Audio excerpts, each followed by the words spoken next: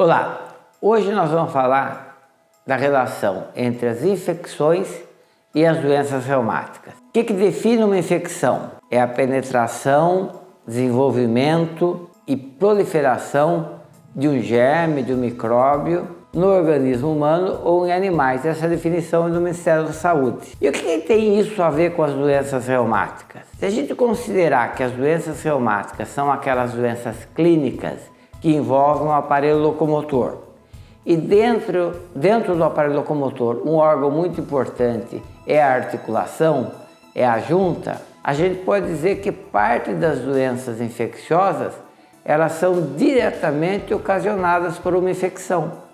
Existem determinados germes que atingem as articulações e lá provocam lesão.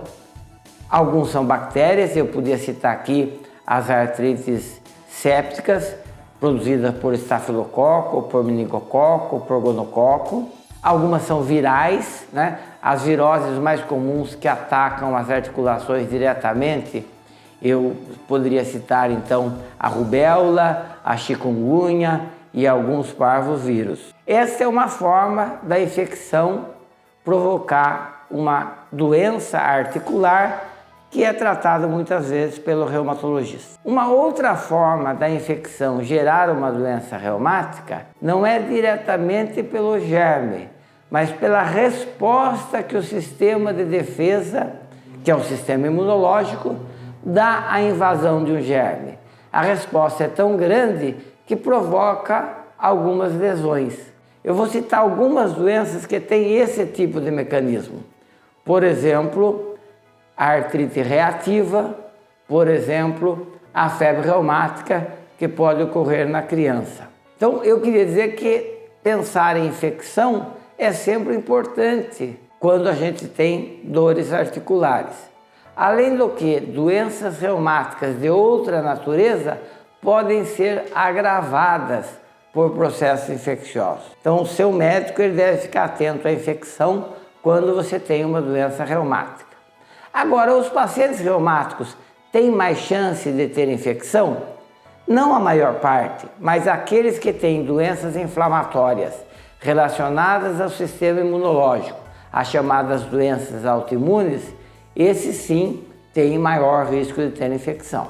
Alguns remédios que a gente usa para tratar as doenças reumáticas, particularmente autoimunes, também podem elevar o nível, o risco de infecção, vamos dizer assim. Isso deve impedir a gente de tratar? Não, de maneira nenhuma, porque o benefício do tratamento, ele suplante muito esse risco de infecção. O que deve ser feito?